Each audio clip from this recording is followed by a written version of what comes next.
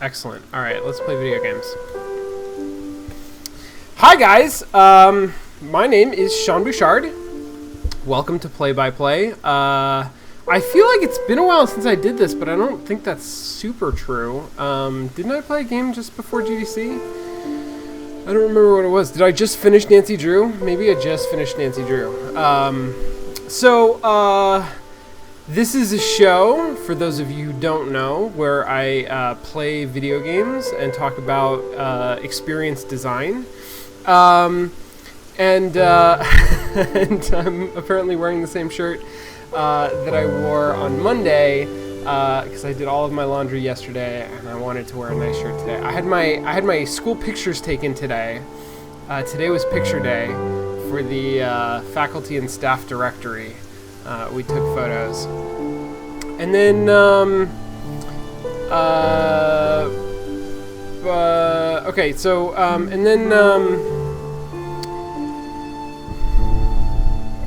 yeah, so I'm thinking about interactive narrative and interactive fiction and character and dialogue and story because Emily Short came and gave a talk at the graduate seminar, and my cat is just being crazy. I got to go see that, which was great because I don't usually get to go to graduate seminars. Okay, here we go. I'm gonna play this game. This game is called Moon Hunters, and it's by Kit Fox Games, who I don't really know that well. They did, and now I'm blanking on the title of their first game, but I've been hearing a lot about them recently. They're started. I'm just gonna tell this story because it was in the news today. They were started as part of an accelerator in Montreal that funded independent games really early on in their development. And so they produced sort of a small-scale indie game as part of that and then went on to be a successful company. Shattered Planet is the name of that game. So they created Shattered Planet as part of this accelerator. The accelerator's in the news now because they just announced that they're no longer going to fund games like Shattered Planet, or they're not going to fund studios like Kit Fox Games was when they first funded them. Now they're going to start investing in larger scale projects by more established independent game developers. So, like Kit Fox Games is now, and they have just released their second game, Moon Hunters, which, as I understand, is a larger scale, sort of bigger budget, more polished game, coming off of their, initial game. So that's an interesting sort of indie game industry business sort of news item. It basically means that it's a sign of the indie games industry maturing and becoming more conservative. So a company that used to have a business model about funding really, really small developers with not a lot of money in order to sort of try projects and see where they went, and funding really experimental stuff that might have a lower hit ratio, is now sort of changing their business model to become more conservative. They're going to give more money to companies that are already established and are likely to have a higher hit percentage, which makes sense to me. Like, that's where the indie games business, industry has gone over the last several years. It's become, much more of an industry, like an established sort of a thing. And on the one hand, the quality of the games that we're getting tends to be better. There's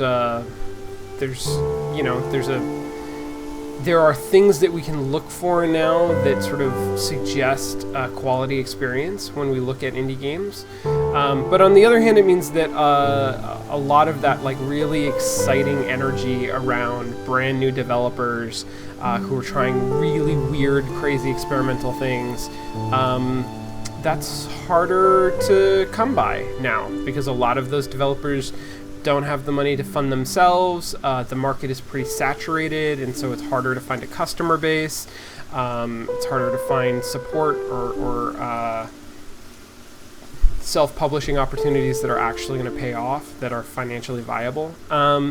So it's a little bittersweet. Anyway, that's only indirectly related to KitFox. The other thing about KitFox is that the CEO of KitFox, at least, is one of the founding members of the Pixels, which is one of my favorite gamer groups up in Montreal. They're a fantastic sort of, feminist collective that works with women and tries to bring more women into game development. And does like some really cool stuff up there. So I've never actually met them, but I follow them and their activity, and they're one of several groups that I think is like really exciting and has a lot of energy and makes Montreal one of the more exciting video game cities because they've got like stuff like that. Anyway, I'm gonna play this game. I know next to nothing about this game.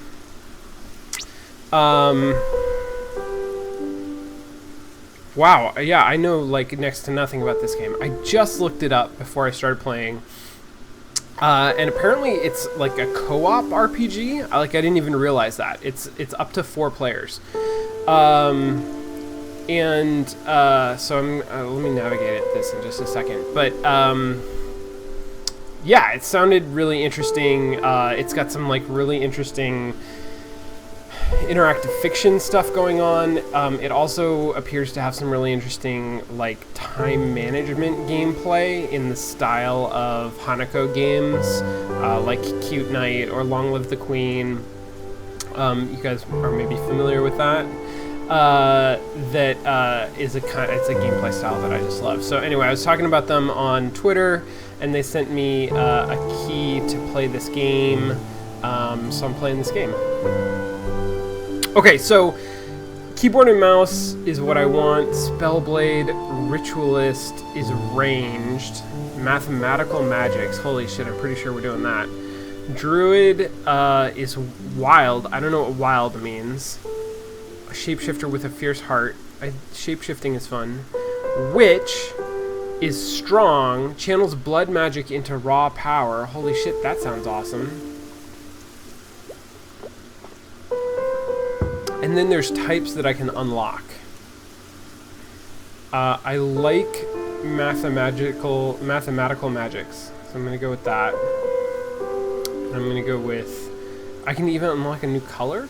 Huh. Okay, I'm gonna confirm that, and then it counts down. So I can play with just one player or with multiple players. Where are you from? Oh shit, look at this. Look at all of this like locked off stuff that... Okay, so one of the things... Jesus Christ, I'm already just going to start digressing. One of the things that Emily Short talked about today, in response to a question from the audience, about content in interactive narrative, in like non-linear narrative, and the fact that in a given playthrough... So... just as a stat, one of Emily Short's games, I'm going to turn down the audio just a little bit more, maybe. I'm trying to figure out the best way to do that. If I do this, like that, how's that? One of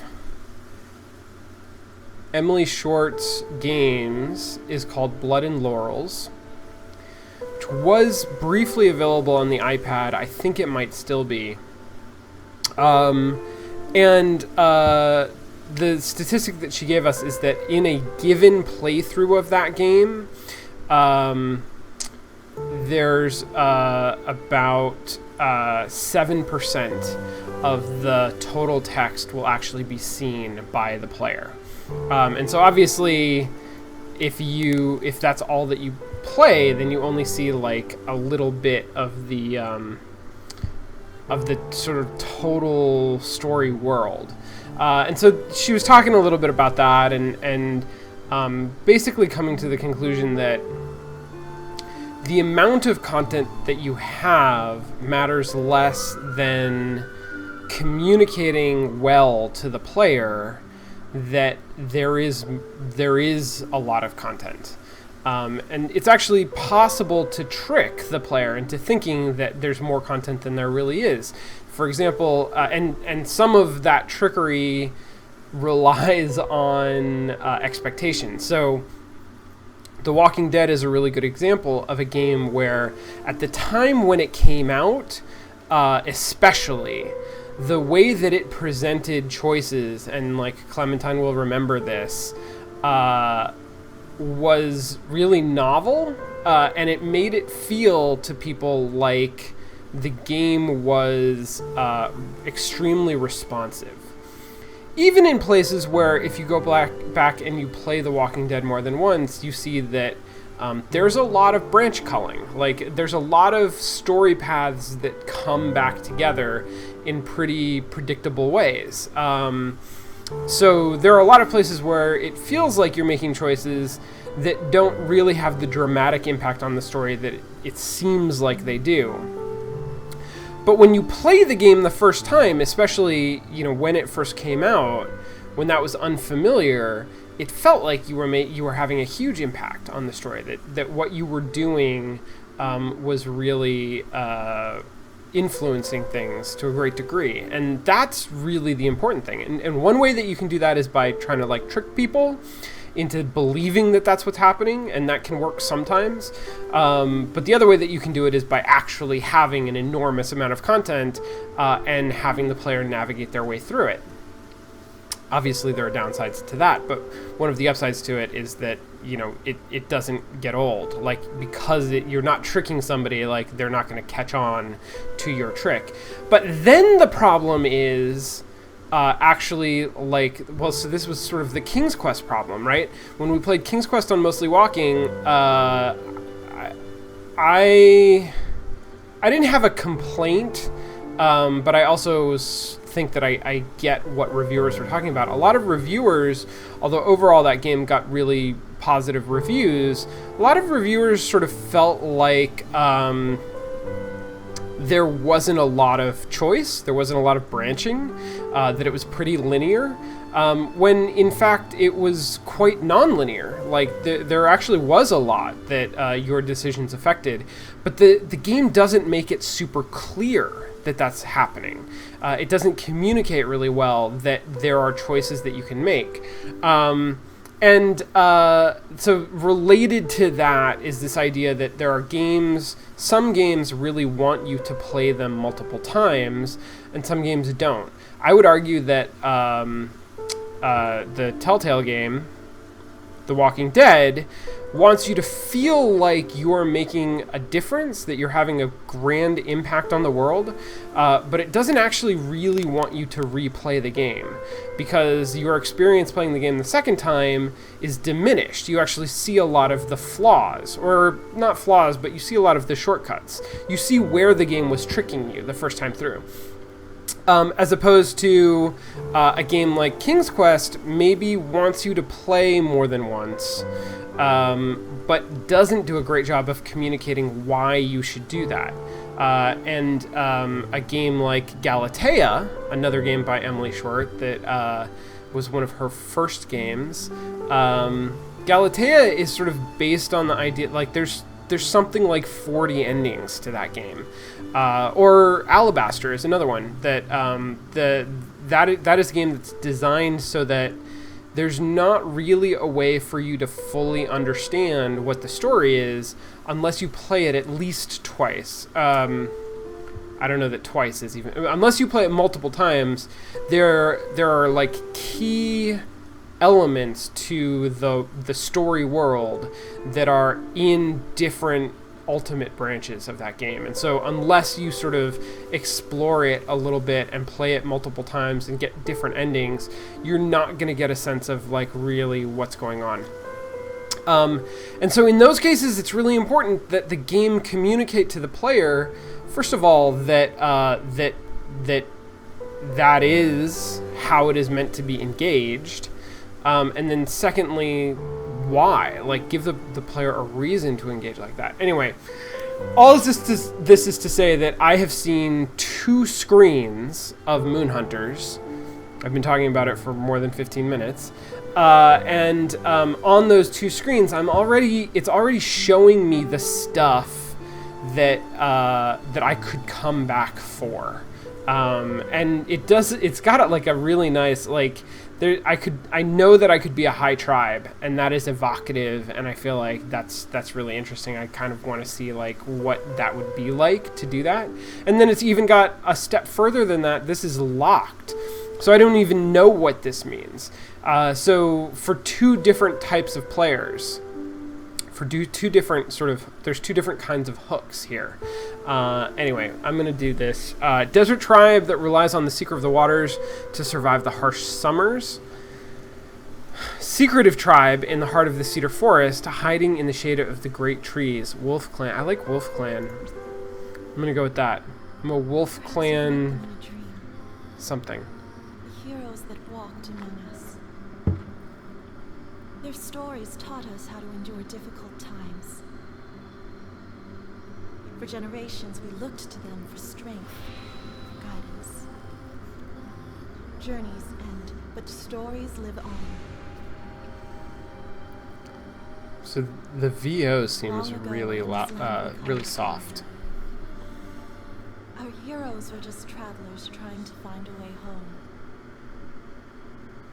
I'm gonna see if I can fix that.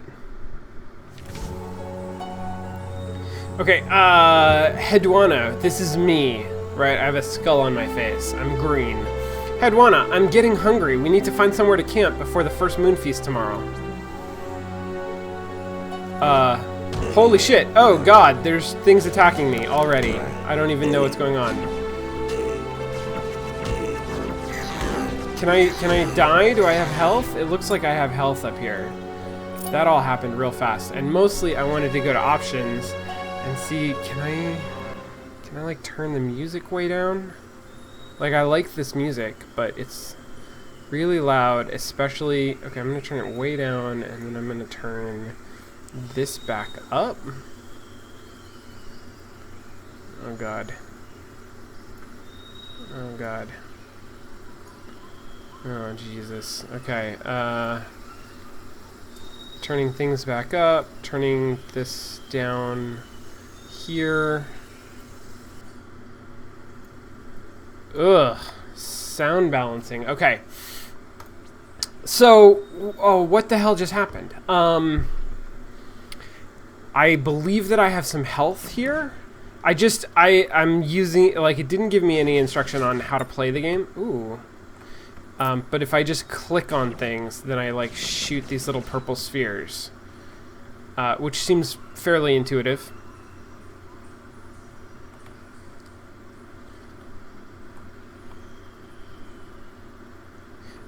I am trying to go home. Oh, look, I've got some, like, arrows. Oh, no, that's which way my mouse is pointing. Oh, should I just shoot this baby? Maybe I shouldn't just shoot the baby. 2 figures argue by torchlight.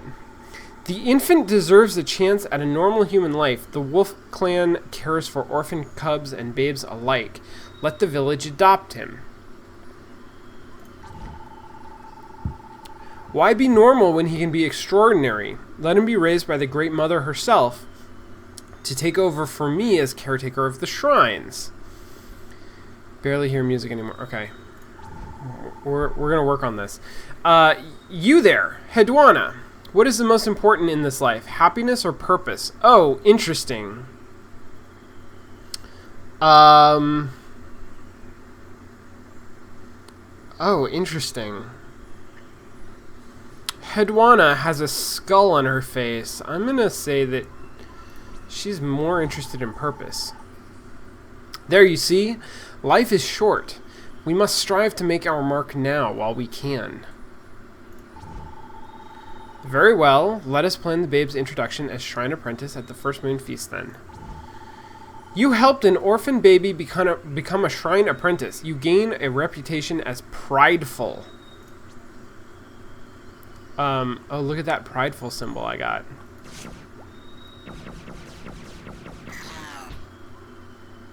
I hope I can get health back somehow. You can now cook with mushroom for this and all future journeys. Okay, let me just look at this again. Okay, I'm gonna do music up a little bit. We're gonna try that.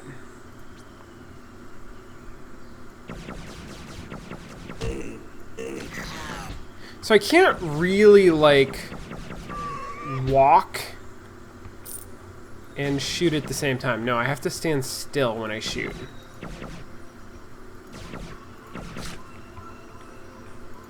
I'm just trying to see, like, what are the things in the world that are interactable. Like that giant mushroom is, so is the smaller mushroom, but they don't seem to do anything. The log isn't. The tree just absorbs my shots. The seer beyond stone. May I be guided by the Queen of Heaven and the Great Mother in consecrating this stone and my travels. Okay. Sounds good to me. This little lighting effect is really neat. I wonder what engine this was done in. Like, this feels like it could be Unity.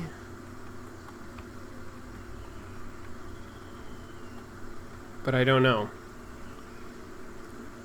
I like this art style. And it's an interesting mix of art styles. If I camp, will I get health back? Yeah, sure. I don't really know what that means. You begin to camp for the night.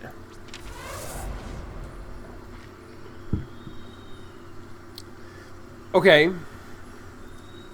So, it seems like camping for the night, thanks Forge Pixels, it is indeed Unity. Camping for the night caused me to clear this area. I don't know if that means that, like, now this area is safe, or if it's, like, checked off of my to-do list. Long ago, before she became a hero, Hedwana was a sharp student of shadow magics. I had 6 kills, 0 deaths, which implies to me that, like, I could die and it's okay. The game will continue. And I'm fleet. Maybe because I finished quickly? Like, I don't know. So I can... Oh, shit! This is the part that I was waiting for. Okay, so I got some stats. Endurance, which affects my health. Spirit, which affects my energy regeneration. Strength affects my physical damage, which I don't really do. Intellect affects magical damage, which is important. Faith affects energy. And charm affects leadership. I can stargaze, which will help my intellect and my faith. So magic stuff, magic energy stuff. I can hunt, which is super physical.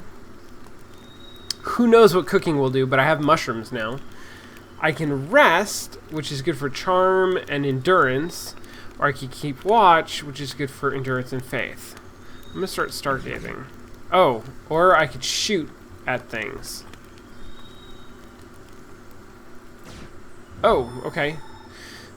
Hedwana stares at the night sky and attempts to comprehend.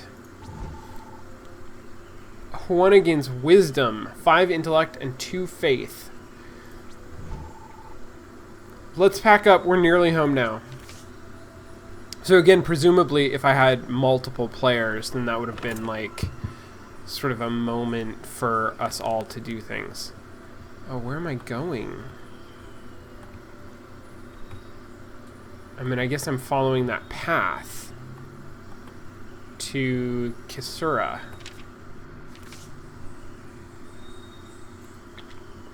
There's a little bit of interface weirdness where it seems like sometimes I click to do some things, and sometimes I press E to do things. Oh, that mushroom gave me one phi. Not sure what that means. Ah, yes, a hero of the ages. That's you, certainly. Yes, especially when you spend your opals. Are those opals?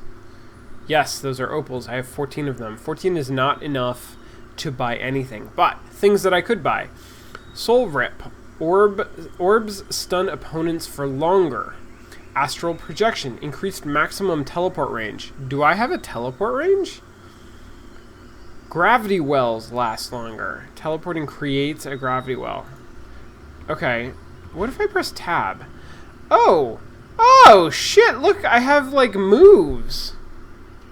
Okay, left mouse button. Dark Orb blasts enemies with dark energy.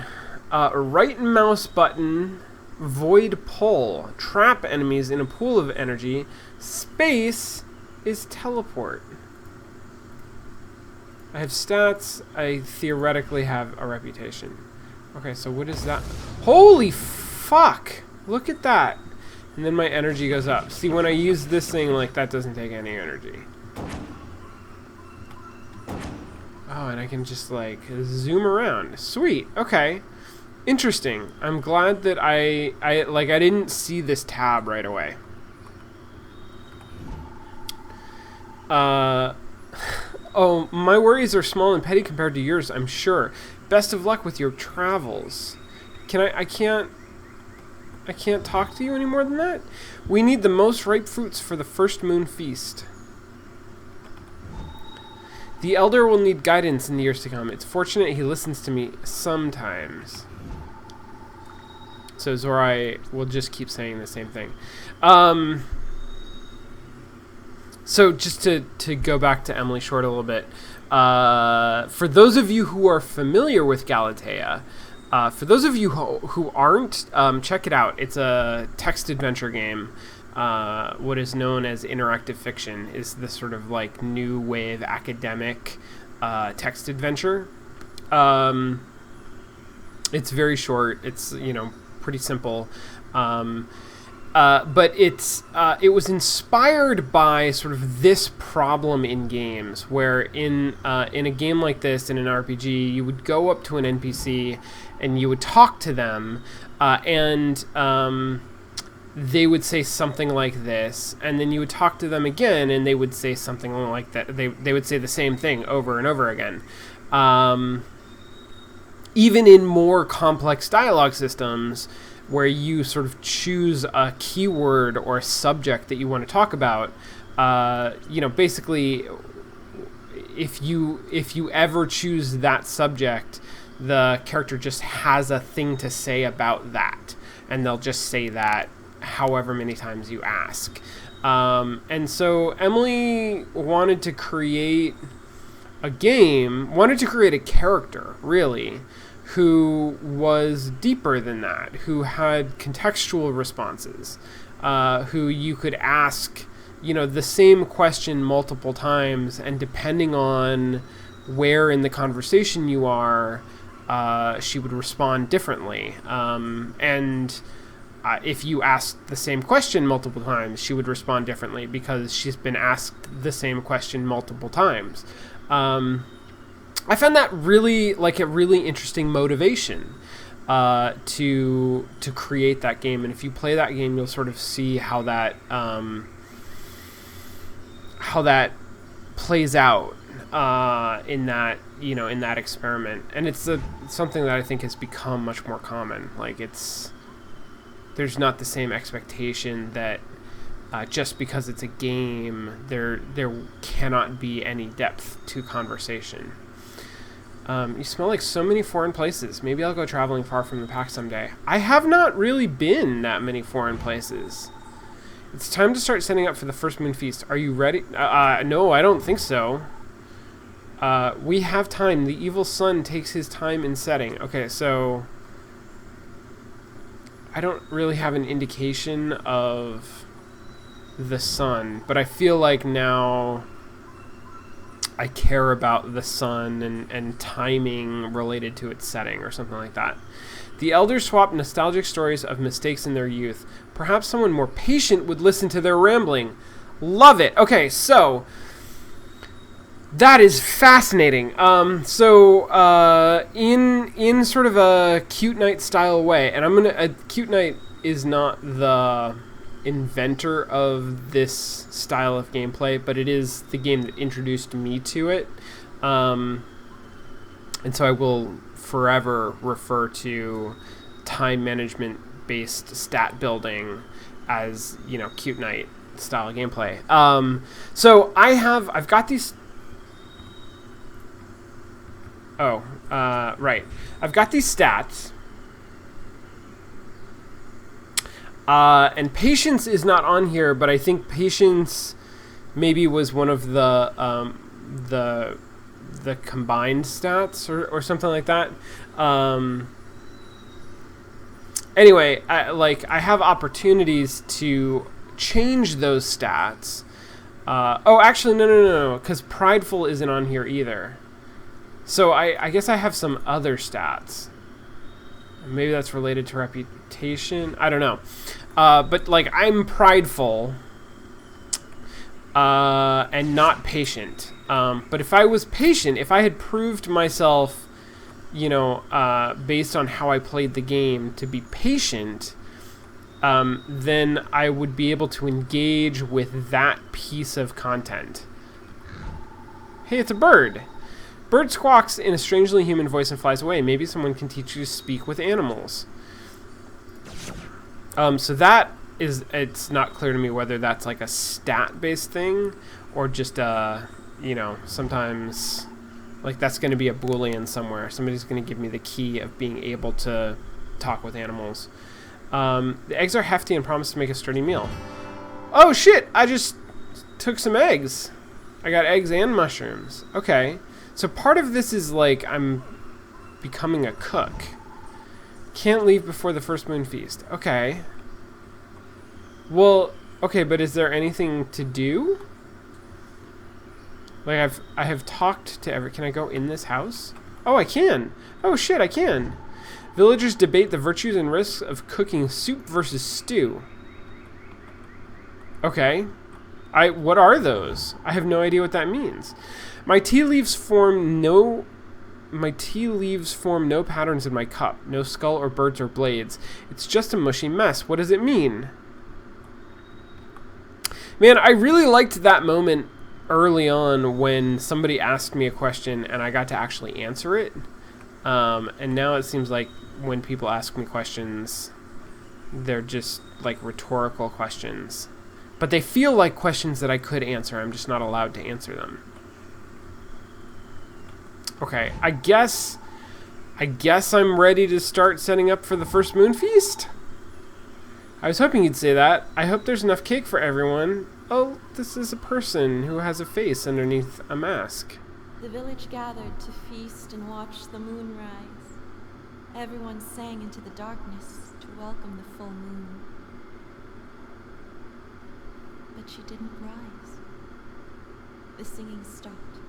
Panic spread across the village. There's nothing to fear. The Wolf Clan has overcome every calamity. We will make the Great Mother proud until her return. Hedwani, you have to figure out what's happened. If you can find a sworn priestess, maybe she can help. Okay. Is it you? The spirit speaks in a tongue that sounds like the wind over sand. But that doesn't help me, though. Tibira, how could you leave me to face this alone? Is Tibira the moon? Hoo boy. Okay, so I'm gonna leave. Oh, okay, and now I've got places that I could go. Oh, check this out. So, and this is a place This is like strength and something. This is maybe something magical or soup related.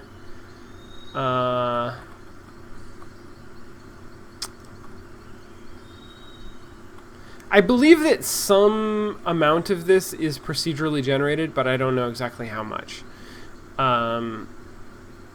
This interface right here suggests to me like this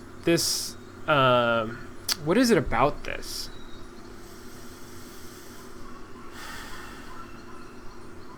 I think that there's not more context around this as a location. So it's got like a weird name that nobody has ever referenced. And it's telling me in a list the things that are there. And here we have a list that there's just nothing there. What that suggests to me is that at least the details of these places are being procedurally generated, and so they might be different in different playthroughs. On the other hand, I have been playing a lot of Invisible Ink lately, and so maybe I've got procedural generation on my brain.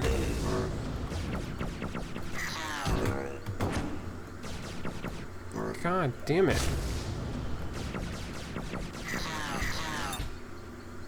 Okay, that went better than the first time. But I still died a lot.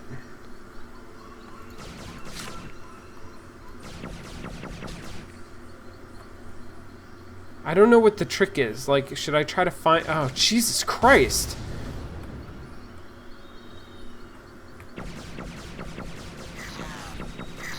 Right? Like, I'm ranged, so it seems like I should try to find them far away and kill them while they're still far away. So like run away. Maybe, I guess, is my strategy.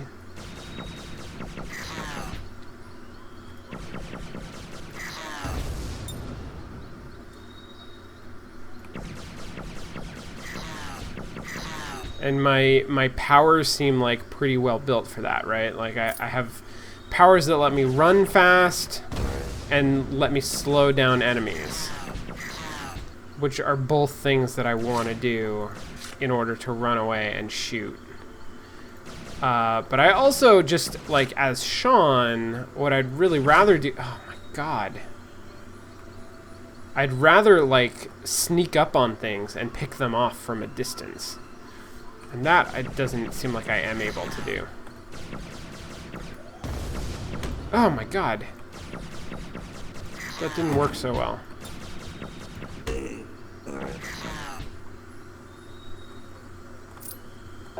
Hey, that gave me some health back. Okay, so I'm like trying to get a sense of like what things are possible in this game.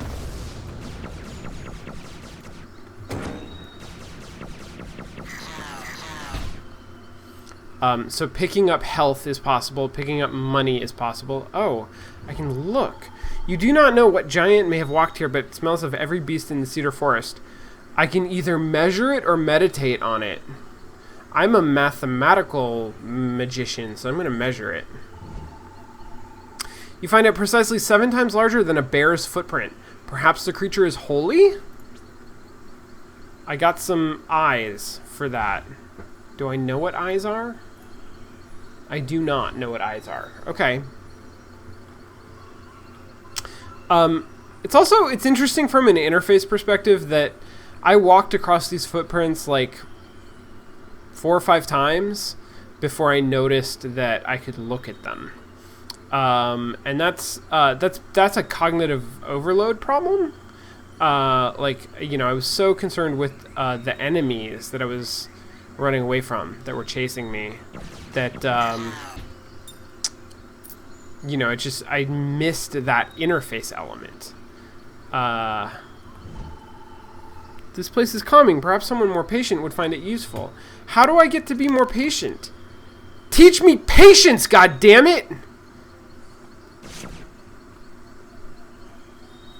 I do sort of feel like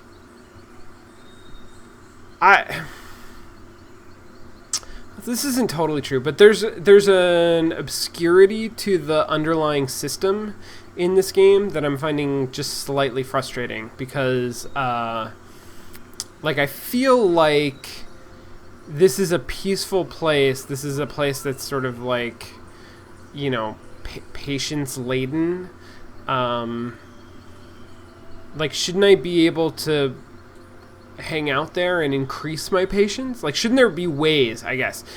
I'm looking for ways to affect my stats, and they're coming kind of far and are few and far in between. Sun Drinker. What do you want? The holy sun scorches both our souls, but only one of us is deserving. I can either attack him outright or pray to the moon, you know, sort of like, what's the word for that? When you do something like spitefully, I guess, like just to kind of be a dick to him. I'm gonna do that. I'm gonna pray dickishly at the moon. Cultist spits at your feet and mutters harshly as he leaves. Proud. That's my second prideful. And so I tend to boast and take charge. And I also cleared the way. So that was extremely satisfying, right? Like, that was a decision that I made, and it gave me a stat, and that stat affected my character in sort of a visibly measurable way, and it also cleared the path in a way that, like, you know, it affected the world, or my relationship to the world. And now I also have an expectation that when I talk to people, they'll react to me differently because I'm prideful, at least in some circumstances. I got an Intrepid Explorer achievement. As you approach, the walls of the temple shiver as if the building itself resented your trespassing. Oh shit, is this a sun temple? Look at how sun temple this is. Look at how much it's gonna hate me. Stones are cut in the exact dimensions of a person. It seems the sun cult honors their dead with elaborate new rituals. I can open it up or I can pray to it. Sure as hell not gonna pray to it. You strain and pry, working up a sweat, but the stone is too heavy and does not move. I'm reading into this that I am not strong enough because my character, I know, is not strong, has a low strength stat. Oh yeah, look at that. But I gained strength from it. See, that's what I like. I like being tested by things and having them affect my stats whether I pass the challenge or not. And it doesn't have to be as, like, straightforward as that you know, doing something will either I have a high enough strength that it helps me, or I should be praying more, I guess, because I want, like, faith and magic stuff. Either having a high strength unlocks content for me, or it increases my strength. Like, that's one way to do it. But it could just as easily, like, decrease my strength or increase another stat, and I would feel satisfied by that interaction. Okay. I am going to take a break for just a few minutes, and then I will come back and we will play more of this game, Moon Hunters. And I don't really have a sense. My understanding is that this game is fairly short, like 60 to 90 minutes ish. But so far the game hasn't given me a great sense of what its arc is going to be. It's given me like a handful of places to explore, but I don't know, do I need to explore all of them? Are there going to be more places? Do I only need to explore some of them? Does it matter which ones I explore? The fact that, like, it represents to me that these places have different attributes suggests to me that I'm not going to visit all of them, that I need to choose which ones I'm visiting, but I don't really know. All right, I will be back in just a minute. I'll see you then.